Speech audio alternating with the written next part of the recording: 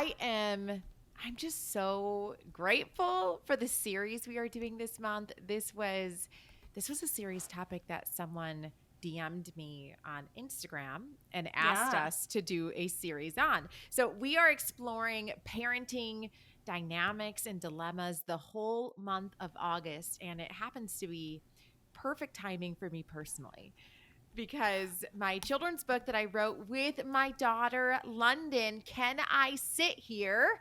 It releases tomorrow. Can I Sit Here? So I'm so excited. This is her. Anybody who read What If I'm Wrong? I tell this story in there about how my dream at 11, like I distinctly remember my 11th birthday and wanting to be a published writer and crying myself to sleep because, that was just never going to happen for me. And my daughter ended up signing this book contract for this book on her 11th birthday.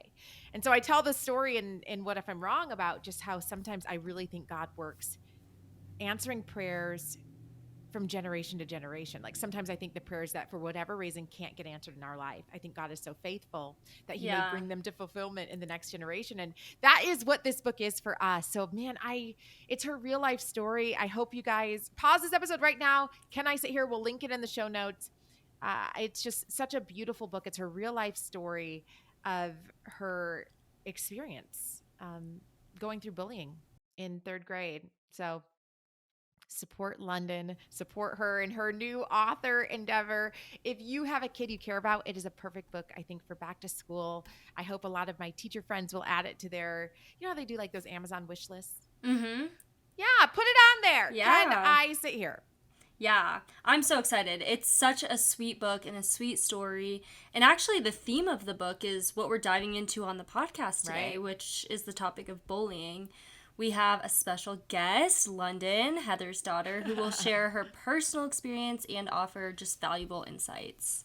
I cannot wait for everybody to meet London. This is her first ever podcast debut. She does have a YouTube channel that I just started letting her do a few months ago. And why does she already have more followers than me? She has crazy. Like 10,000 followers. Yeah. On her YouTube. She is only 13 years old. And of course, so be kind. She has zero media training. So what I'm worried about is when we bring her on, I was kind of practicing with her last night, just like how to answer questions when, people are going to be listening and there's a camera on you. But I'm a little worried that she'll just like answer the question. You know what I mean? Yeah. Not give anything. And then so if that happens, Haley, we're just gonna jump in there. And maybe ask a follow-up question so that she can share her story. This is why I loved teaching communication, honestly, because it's fun for me as a mom to watch my daughter go through this experience with us today on the podcast, because it's kind of like what I did with my students. I was a public speaking director for many years, and allowing people to learn even like their own voice. I've just always been very called to that. Like I love watching people grow in, like, even hearing the things that they say and saying, oh my goodness, I said that. Like, you know what I mean? Yeah. Communicating your thoughts in front of people, it's just such a valuable skill. So anyway, as a mom, I am personally super invested in our show today. She's going to share in her own words as Haley shares some of the submissions that we get from some younger kids and things that parents send in about their kids.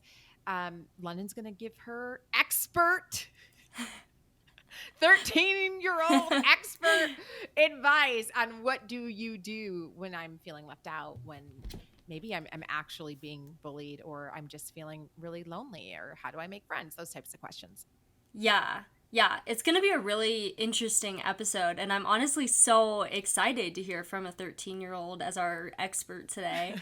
But first, should we jump into group chat? I found something on Threads I want to share with you. I love I don't ever want to lose this. Send us a message. I mean, obviously you guys submit to it, but send us a message if maybe on Instagram or email if you are enjoying the group chat. What I like about the group chat personally is I just think sometimes as Christians, like, we can over spiritualize everything, or you know what I mean? And stop being just normal human beings. Yeah. Or like we put on a fake persona. I don't know. So I like the idea of having this space in the episode where Christians and non-Christians alike can just be like, here's what I think. You know what I mean? Yeah, this is like for real sure. life stuff that people deal with. Okay, yes. Haley, yes, let's enter the group chat. Remember, if you want to send your submission to the group chat, send it to Haley at whatifimwrongpod@gmail.com. You can also send her a voice memo or a written submission. These submissions are where we just kind of look at real life relational dynamics, maybe what's happening in your family or with a friend or in a romantic relationship. And you just submit it to the group chat like you would a group chat that you send to your friends. And we process it together. So here we go. Are you ready? Let's enter the group chat. All right, so this is a text message between a guy and a girl in a relationship, and the guy says, I sent you some money to go get some food and stuff for later because I have to work, so I'm gonna need you to watch the kids for me. The girl says, I'm sorry, I can't because today is Sunday and I plan on resting all day. The guy says, can you please watch them for me? If I don't get them, then she's threatening to keep them for a long time. Please do this for me. The girl responds with, sorry, can't do that. Send them to your mom because this is my rest day, but I'll still get some food to cook for you when you get off. I can't watch the kids. Love you. Okay, so pause. So listener, what Haley's reading is somebody posted a screenshot. Was it a screenshot, Haley? Yep, a screenshot. Of their text messages. Obviously, a girlfriend, her boyfriend must have children from a previous relationship. Yes. And he texts her and says, hey, I'm going to send you some money. I need you to watch the kids. And she says, oh, I'm not planning on watching your kids today. Yep. Okay, what were the responses to that? Okay. So already I want you guys thinking, is she wrong? Is she wrong for telling her boyfriend, I'm not going to watch your kids today? What do you guys think? What were some of the responses? All right, here's the first one. A lot of these men with kids be looking for y'all to be stepmoms instead of girlfriends and wives. They cry about not being able to see their son, but will date women so that they can get away with not having to be a full-time parent on the weekends. That was the first one. The next one is, you're wrong. Your partner asked you for help and you refused, but still had the nerve to offer to cook for him and tell him you love him. And then the last one says, single dad here. No, you're not wrong. Also, y'all shouldn't be together. So I guess what he's saying is you're not wrong for not wanting to watch the kids, but you shouldn't be with somebody if you're not willing to watch their kids. Yeah. So this is interesting to me. And I, obviously, like, my communication brain is like, I'm somebody that always wants context. Whenever any friend asks me for advice, I'm always like, okay, well, what's the full context? I would need to know if I was this person's friend and she sent me these text messages and was like, hey, he's really ticked at me for not watching his kids. Is that wrong with me? I would need to know, is this a pattern? Is he regularly, when he's supposed to have his kids, asking you to be the babysitter, right? Yeah. Or is this like the first time he's ever asked for help and you're just saying no? So, and this is the same, I think, as like friendship too. Mm-hmm. If you're friends with somebody who's a single parent. Yeah. So I would say if this is a pattern, absolutely, I don't think you're wrong. And you have to put boundaries and people,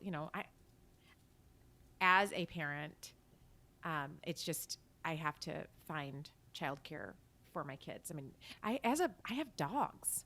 Yeah. And seriously, do you know how much money it costs me? I don't leave my house without finding somebody that will come house sit. Yeah. Because I have 3 little dogs. Yeah. And I don't put that on my friends. Mm-hmm. And I wouldn't put that on my mom. I will say this too. I don't know, like, I'm somebody who doesn't expect people to like do things for me regularly for free. That's not like my family environment either. Yeah. I would never just like, if it's an emergency, absolutely my family would jump in. If it's not an emergency, if this is just regular life, I would just always pay somebody to come and help. I don't know. What were your thoughts? I like what you said about it being a pattern, because if he's constantly asking her to do this, then that's not okay. But if it is a one-time thing, then maybe there needs to be grace and she can step up, especially if there is that threat of maybe losing his kids or not having the custody that he wants. But I just think also there's just a balance between taking advantage or having a healthy relationship with your girlfriend. And like that one submission that says like they're not looking for a girlfriend or a wife, they're looking for a stepmom. I think that's so true. Yeah. And it's like, I don't think that's wrong. Yeah. If you have kids and you are in a relationship, you probably are looking for somebody who is willing to, I mean, I hope that you want to be with somebody who's willing to parent your kids. I do think women in general should not, I don't think, like, I think girlfriends should not be expected to do the same things that wives do. Yeah, right. So, I don't know. This seems like an opportunity for more communication. Yeah. And talking about the reality of what it means to be in a relationship with somebody who has kids. Yeah. So did we give an answer? We did. Yeah.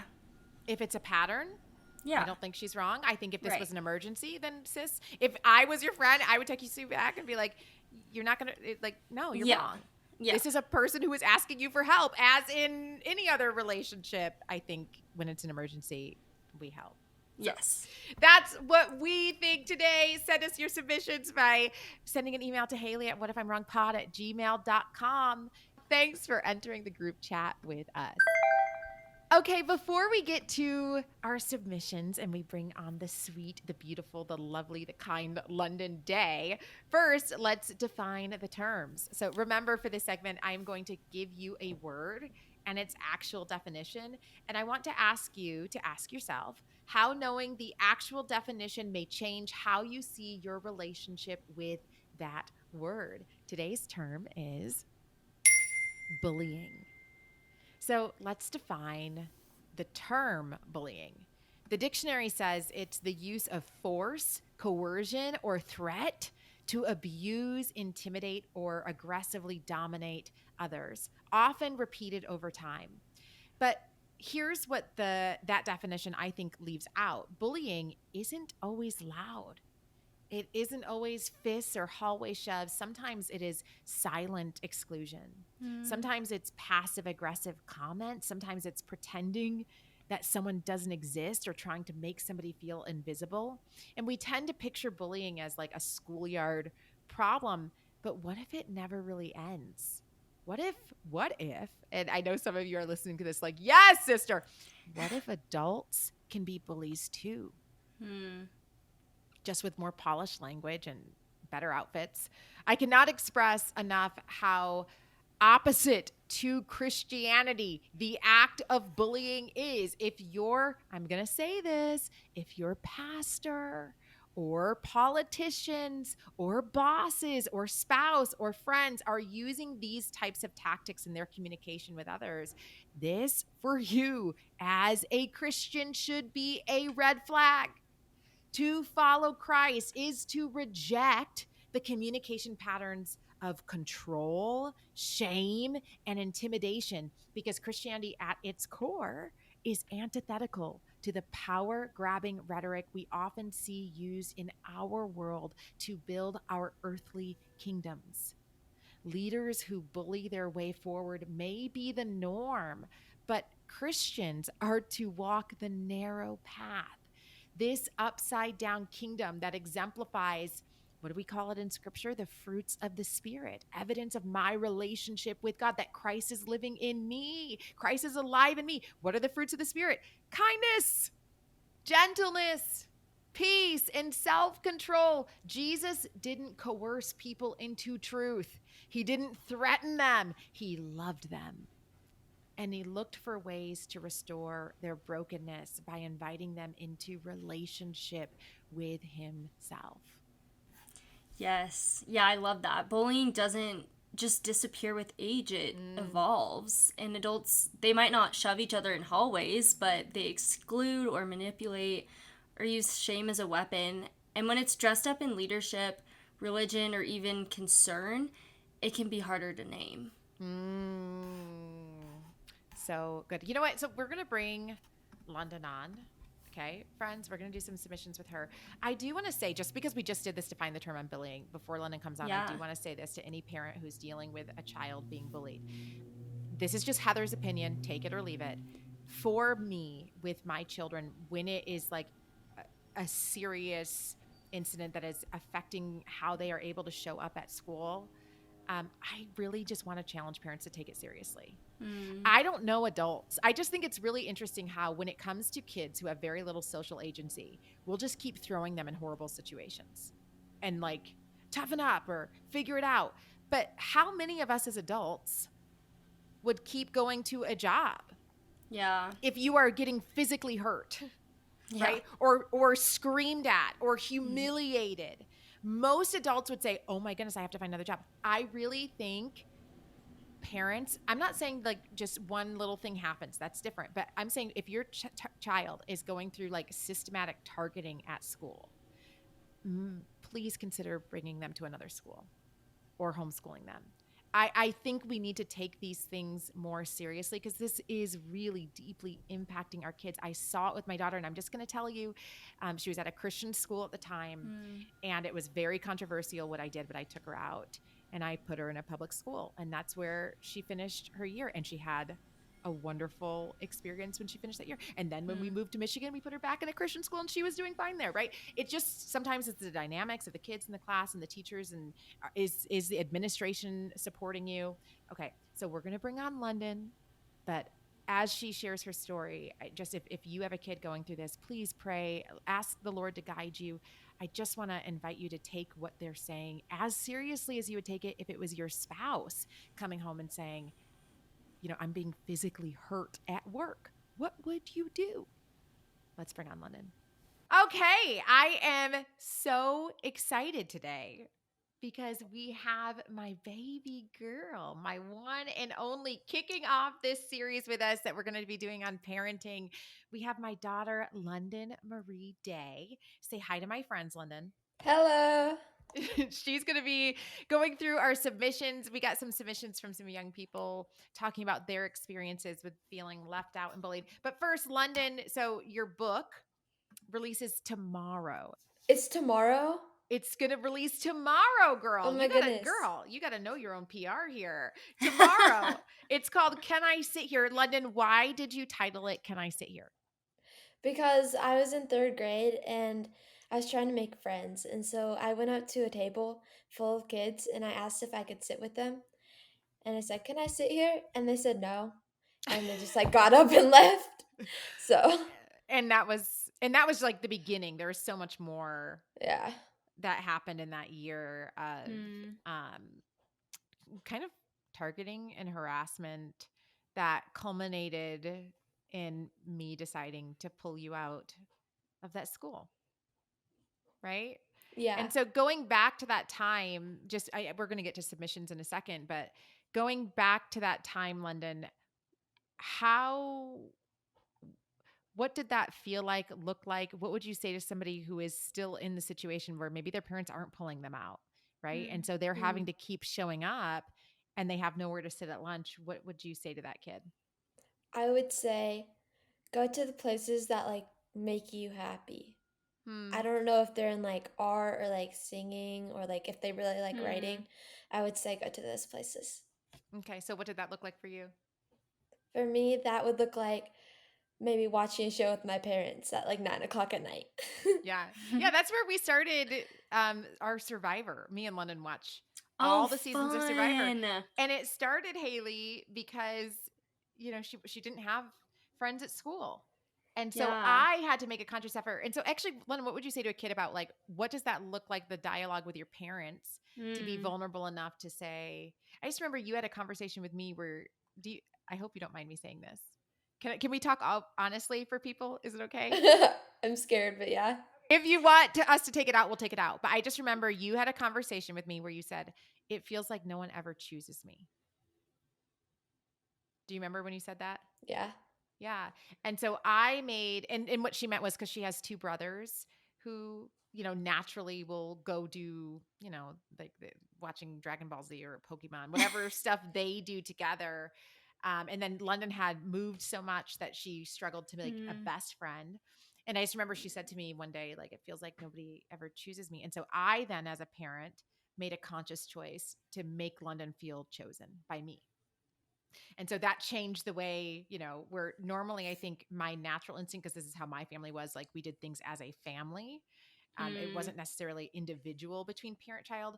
I have made individual choices to do things with like just me in London because it's important for her to feel chosen. So London, how did you even come to a point, I guess, what would you say to a kid who's like maybe not telling their parents about what's happening at school or how they're feeling? What in you had you be self-aware enough to even know I need to tell my mom and my dad what's happening? I think when it gets to a point where you just feel like sad all the time, Hmm. to the point that you don't even want to go to school, Hmm. or you don't really like want to get out of bed, Mm-hmm. And so I would say if they don't want to tell their parents, who can they tell? Hmm. Do they have like a friend who maybe moved away that you can send a text to or send a call to? Or maybe like a guidance counselor, because they're there for you and that's their job. It's a free space to talk. So Hmm. that would Hmm. be what I would say. Yeah. Okay. Are you ready for this, London? Yeah. Okay, we're going to read some of these submissions. Haley, what did we get? Okay, so London, this is something someone submitted to us. It says, in 6th grade, I started hanging out with a new group of girls who I thought were going to be my real friends. At first, it was great. We texted all the time, sat together at lunch, and they added me to their group chat. But then they got distant. They'd whisper and laugh when I sat down. I found out they made a new group chat without me where they were saying mean things like, she's so dramatic and she tries too hard. I felt completely crushed and invisible. I didn't even want to go to school. I haven't told my mom yet because I feel embarrassed, and I keep thinking maybe I am too much. Has anyone else gone through this? What do I do when the people I thought were my friends turn on me like this? Have you ever gone through that, London? Yeah. I would say what you should do is maybe talk to your parents, or again, go to the things that make you happy. Mm. And also, I would say like they're not your friends if they're doing that. And so maybe you should try to Mm. make other ones. Mm. London, little Heather Day. Okay, yes, those are not your friends. Because here, and this is not a define the terms, but I just want you guys listening, tell your kids. So this is, I do a whole section on this when I used to teach interpersonal communication, because the definition of the word friendship is a relationship that is mutually productive and characterized by mutual positive regard. So I always would tell my students, if they are making a group chat without you talking about you, if they are like sending inappropriate messages to your boyfriend, if they are cutting you down in front of people. I had a friend, I remember in middle school, that would like always, when other people came around, she would say things to embarrass me, like say personal information that would just make me feel embarrassed. And then I think the conflict comes in. We keep saying to ourselves, but this is my friend. Why are they treating me? It's not your friend. Yeah. And so there is a healthiness and a boundary in saying, oh, my friends, and think about this even for you with how you navigate friendship, you are only a friend to somebody when you are enhancing their life, making their life better. It's a mutually productive relationship, and there is mutual positive regard. Is this person even your friend? Haley, have you ever had experiences like this? Yeah, I think the main one that sticks out to me was in 8th grade. I went on, have you guys heard of like those Washington, D.C. trips? Do you guys Yeah. have those? Yeah. Okay, so I went on one of those. I did not want to go, but my mom was like, you're going to this. And so I was like, okay. So I went, and we were at this, like, some museum that had a gift shop. And these two girls who I wasn't like best friends with, but I wasn't like not friends with them. They, like, I saw them whispering, and then they took something from the gift shop and they put it in my bag. So it looked like I was, it looked like I was stealing. Oh But my what they gosh. didn't know is there was a mirror, and I saw them do it. And so I took it out of my bag and I put it back and I left the gift store. And I just remember like going back out to where everyone was standing, tears in my eyes. And I was like, that was horrible. Like, Yeah. how could people do that? And I think, I don't know, what I've experienced is it does come from a place of insecurity on their end. And it took a long time. I mean, I don't even know those girls now, but it took a long time to like give grace and like recover sounds like a strong word, No, but be not like, wow, really. that was hard. Like Yeah. that was not nice of them. Yeah. So yeah, Yeah. that's what comes to my mind. I remember I don't have even, maybe I've told you this story, London. I'm not sure, but it was like right before it was seventh grade. And at the end of the year, we did a trip to Six Flags, which is like an amusement park. And I was just so excited to go to Six Flags. Well, a week or so before the seventh grade trip to Six Flags, my friend group at the time had decided that I was iced out. Every now and then, if you're a group of girls in middle school, you pick one person that now is Yeah. no longer a part of the group. So my number was drawn. I was no longer a part of the group, and I remember thinking to myself, like, I want to go to Six Flags, but I'm not, like, all the roller coasters are for twos. And so am I going to go? I don't even have anybody to sit on the bus with. So anyway, I went to Six Flags and I sat on roller coasters by myself. And Yeah. that memory has always stayed with me. And it's not like it was a fun, I don't even remember having so much fun, but I just want to tell you, this is what I learned for somebody listening. I learned that I was capable of going to Six Flags by myself. And I learned that I was capable of riding on a bus by myself. And I learned that I was capable of still riding a roller coaster, even if nobody wanted to ride with me. And so sometimes these situations aren't even always that there's like this happy ending, but what can you learn about who you are in the middle of other people trying to tell you who you are? You're a bad friend, or we don't like you, or whatever. What do you know to be true about who you are? And is it possible for you to show up as that person? Can I ask you this, London? We'll do another submission, but how has that experience that went on for like almost a year for you, and it was in third grade specifically, how has that experience changed how you see yourself today, now that you just finished seventh grade, you're going into eighth grade next week? How does that change how you see yourself? I would say that that changes how I see myself with like who I hang out with and who I um put around myself, because I don't want to be with people who I see like treat other people bad. Yes. So, yeah, I would say that it's like opened my eyes more to like the people around me and their habits. Do you think that you are sensitive? Like, do you feel like you have become maybe more protective of who you let into your heart or your life because of this experience? Definitely. So in what ways does that, and what does it look like? How does London make friends now? How has that changed that process for you? I'm like scareder to like go up to people, I would say. Like it's like even hard to like say like hi, but like once I talk to you for a while, then I'm like myself. It just takes a second. Yeah. And so I just think it's important to realize for parents that are listening, London has had so many positive experiences. London has had best friends. And yet, what happened in third grade, at I think you were 9 years old, has absolutely impacted her, even still today as she enters eighth grade. So, even what Haley was saying, like, oh, I don't want to say like it was a huge deal, but it is. Yeah. When we've only had so many experiences, those fundamental feelings of exclusion do, I think, change how we show up in other spaces for a very long time. Okay, do we have another one, Haley? Yeah. Okay, let's do the other one. There's this kid in my class who's been making fun of me almost every day this year. It started when I messed up reading out loud in English. He laughed and called me slow.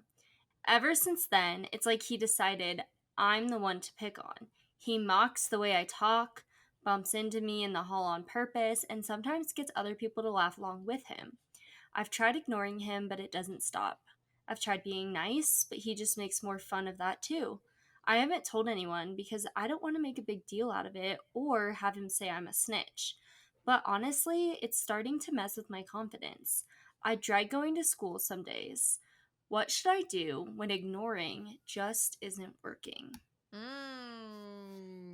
What advice would you give, London? I would say that situation has escalated since it started. Like maybe it started with Mm. him mocking, but now he's bumping you in the hallway. Mm. And Mm. so I would say it's that for now till it isn't. So he's Hmm. actually like hitting you or like punching you or like Yeah. you just don't know.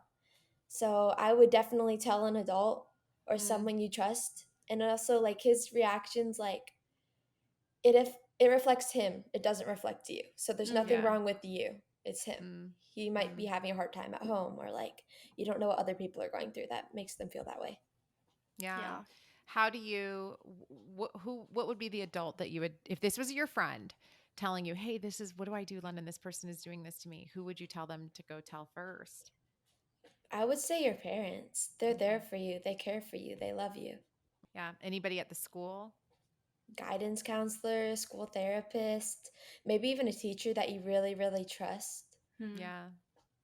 Yeah. Making this is actually a really good point that I didn't think about until listening to these responses is I think it's important to tell our kids to try to develop relationships with people at the school in the sense Mm. that what club maybe can you join? Actually, London, you said this in the very beginning, right? Like what club, if you Yeah. love art, is there an art club that you can be a part of? Which then now I have a teacher or a trusted mentor that I can tell when something comes up, encouraging our kids to be in different, like London, for you, drama. You Yeah. like loved your drama teacher, right? And would be able to tell her if things were happening in class. That she became like a person for you at the school. um Sometimes if it's hard to put yourself out there with the kids, who are the adults in the room that you can put yourself out there to? I don't know, what do you think, Haley? Yeah, no, I think that's great. I totally agree with that. I think finding trusted people that you can tell to talk about it. And I think that like it is so hard, especially in a school setting, because depending on your age, if you're in middle school, you're hopping around to different classrooms and there's not always an adult present who might see what's going on. Yeah, And so totally. being able to have those relationships to go and explain the situation is, yeah, so important. London, I want to ask you this question. How has, in your opinion, do you feel like social media or the ability to have cell phones and text, how does that change the dynamics for you at school? And I know for you, it's not changing because that's all you know. But like for me, we didn't have that. So if somebody's being mean to you at school, well, now I'm home and I'm not hearing anything. Is it normal for you in middle school to like have people telling you, oh, now this person's sending me mean texts, or they're Mm. posting about me online? Can you just tell people who are listening what that experience is for a kid who also has this online world that extends past school? I would say I haven't heard at my school like a lot of that specifically. I Okay. mean, there's been like a like Instagram thing of multiple people where Okay. What is that? like they'll post your picture on the school like account and then the description they'll say stuff about you. Oh, wow. So kids will see other, like their classmates, and somebody, is it anonymous? Do they know who's doing the posting? It's anonymous. We don't know And so they'll post a picture Wow. and say good things or bad things about just a bad random things. person. Oh, it's only for bad things. Yeah, like it's like a bad things. Like there's like three different accounts and it's like all different people and people will like send like submissions that they want them to put on the thing. Yeah. And so then what is Wow. that dynamic like at school? Have you ever been on it? Has a friend ever been on it? And then what do you guys do as a group if somebody in your group is on that page? I specifically haven't been on the bad one. There's a good one too. Okay. I've been on that one. I Okay. haven't been on the bad one. Um, I guess one of my friends, not one of my friends specifically, but like their boyfriend has been on it. Mm, So, yeah. like saying bad things Mm. about him. Hmm. And so then what's the reaction in the group? I'm trying to, like, what you guys just say haha, or what happens?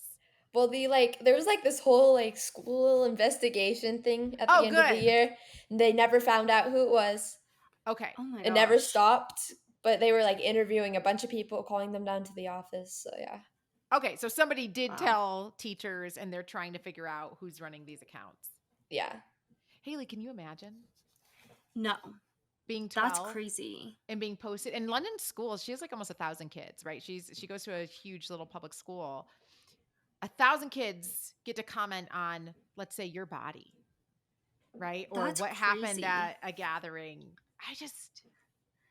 It's so crazy how it's like progressed, because when I was growing up, like we did have social media, but it wasn't that. It was like matchmaking. So they'd post a picture of like a boy from the yearbook and a girl from the yearbook, and be like, oh, these two. It was nothing like that. And so it's crazy to hear how, yeah, how it's like progressed. And unfortunately, I guess it's not that surprising with all of the bullying we see online, but even just like discouraging to hear that they couldn't figure out who was running the account or Yeah. shut it down. Like, that's horrible. Yeah. Okay, London, last words. What would you say to somebody how would you actually, let me ask you this, a parent who has a child that is being bullied horribly? Mm. Can you speak to what you would maybe ask that parent to consider about how their child may be feeling, or should they switch them schools or whatever? A kid is being bullied horribly and a parent is trying to decide, what do I do? What would you suggest to that parent? I would suggest sitting down with your child and having a conversation on how this is affecting them and where they Mm, want to go from there.